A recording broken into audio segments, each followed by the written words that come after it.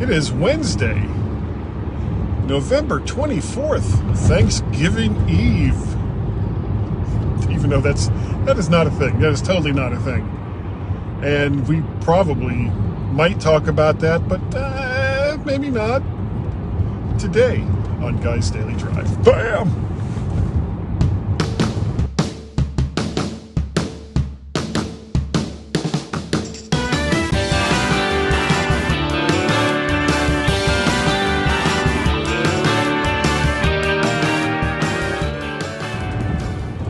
And good morning and welcome to Guy's Daily Drive. I know, it's not Friday. It's usually Monday and Friday when I do these things. But tomorrow is a holiday, and I'm taking Friday off, and probably, actually almost certainly going to record the MyMac podcast on Friday, which is doubly good because that gives me 2 days. It gives me 2 days to edit. And I like that. I like to edit when I have a lot of time to do so. And as I've said before, video is actually the easy part of it. Audio is much harder. And again, mostly my own fault because of how I have the MyMac.com podcast structured with the after show and everything else. So it just takes a lot longer. Whoop. Slow down. So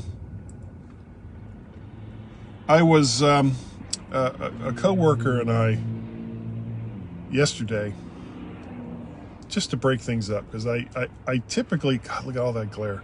I typically eat my lunch at the office. I bring food in, whether it's canned or frozen meals, that kind of thing. Number one, because when you go out to a restaurant, it's going to be, it's much more expensive. It's very, very expensive as compared to eating at home or eating in the office, something that either you've prepared or brought in. But the other thing is you eat way too much food. They bring you way too much food. And, I guess that's the incentive to get you to go back for a place. Well, I'm really getting my money's worth. It's like, okay, but do you need to eat that much food at one sitting every day at lunch? Notice I'm not including Christmas or Thanksgiving holidays in that diatribe. Hello, Nancy. Happy Thanksgiving. And the reason why is because those are like just a couple of days a year when, you just really, really pack on the food. But to do that every day at lunchtime is just crazy. And it can be expensive over the course of time. I've saved thousands of dollars over the years by, instead of spending $6 to $10 at a minimum for lunch, it's like $2 to $3, sometimes not even that much. And that suits me just fine. So one of the things I was talking about just before I started the show today, David Ginsburg was watching the show, and he lives in the Chicago area. And one of the things, the way Dave and I got to know each other was through the MacStock Conference and Expo, which is almost every year in Woodstock, Illinois, put on by Mike Potter.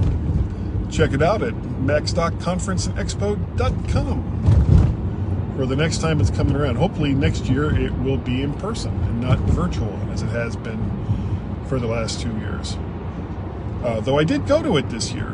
I was one of the guys on scene and helped as well as I could. You know, Mike has a pretty well-oiled machine there. But one of the things that I really, really dislike about Chicago is the traffic. The traffic in the Chicago area is horrendous. And wow, that guy just blew about 3 seconds past the red. Holy crap.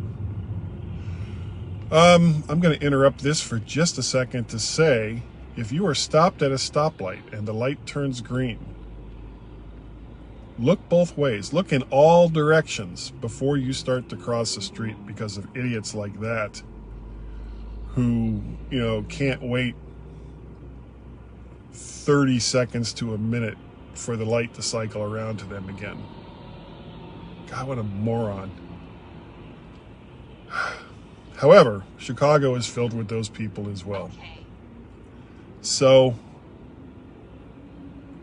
to add insult to injury, as I was saying, they have tolls everywhere.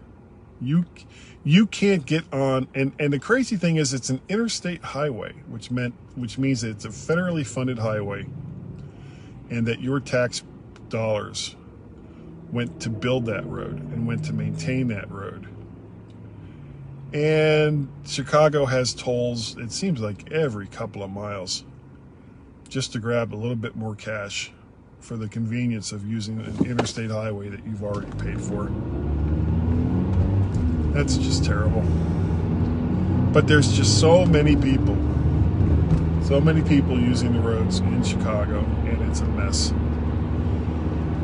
Usually, like the last couple times it's been in person, I have volunteered to go to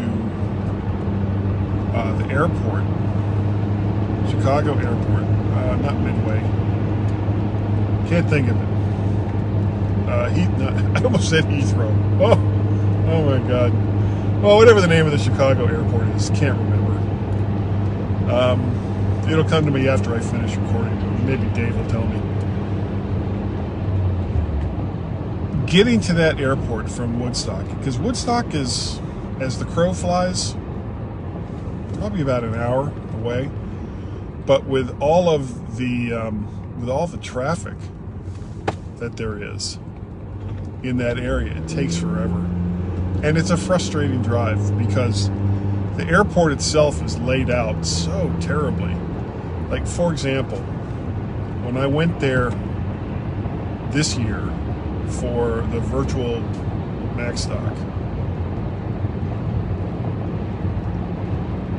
typically with airports, you'll have a rent-a-car facility or some rent-a-car companies right there in the terminal, and you go ahead and you get your car, and you may have to take a shuttle bus to get to where the cars are, but you don't have to go anywhere outside of the airport to arrange for your car. Well, not in Chicago, not anymore. You want to rent a car, you have to take a bus, and this bus takes like 20 minutes in an airport to get to where this big rental car place is. And that's where they have all the rental car companies, so these buses are like packed, just filled to the brim. And of course, because of all the construction, hold on, there's like all kinds of bumps, and it's a mess. It's a terrible, terrible system. O'Hare, thank you. Yes, David. I can't believe I couldn't remember the name of the airport in Chicago. O'Hare Airport. And it's just awful. And again, to add insult to injury, Thrifty Car Rental, their customer service was horrendous. The way they treated people was terrible. And I will never use Thrifty Car Rental, and I would recommend that nobody use Thrifty Car Rental if they have any other choice, because they're terrible. They're awful, awful, awful. And I had a terrible experience. Reported it, got nothing back, so they don't seem to care. And, you know, that's okay. I just won't use them again. I'll use somebody else.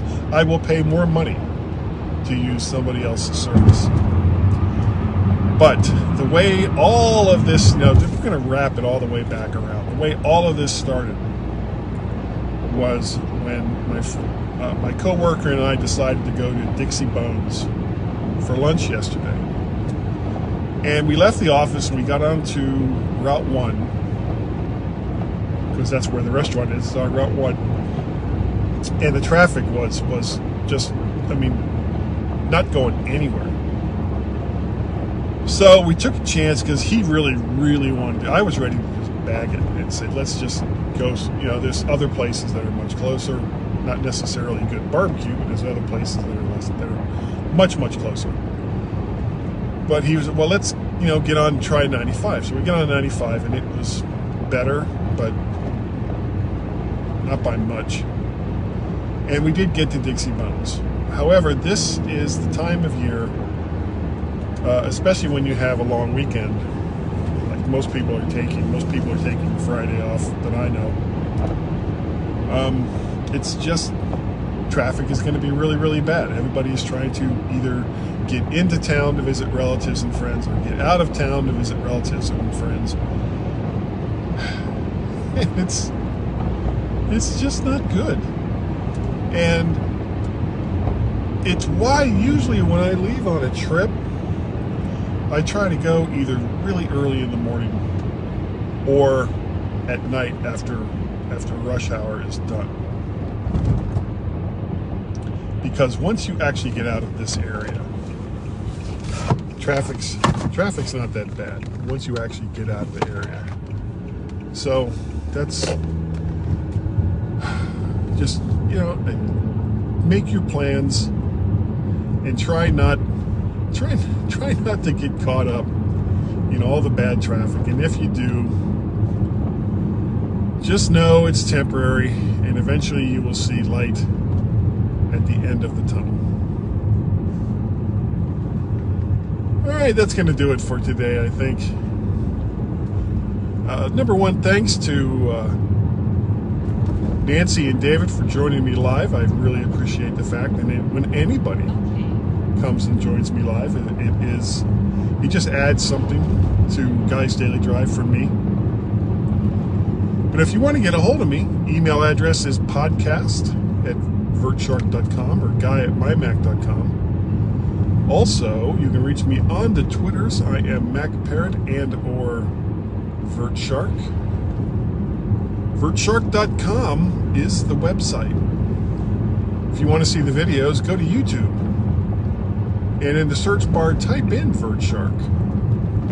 And all of my stuff's there on YouTube should show up. And while you're there, like, share, subscribe.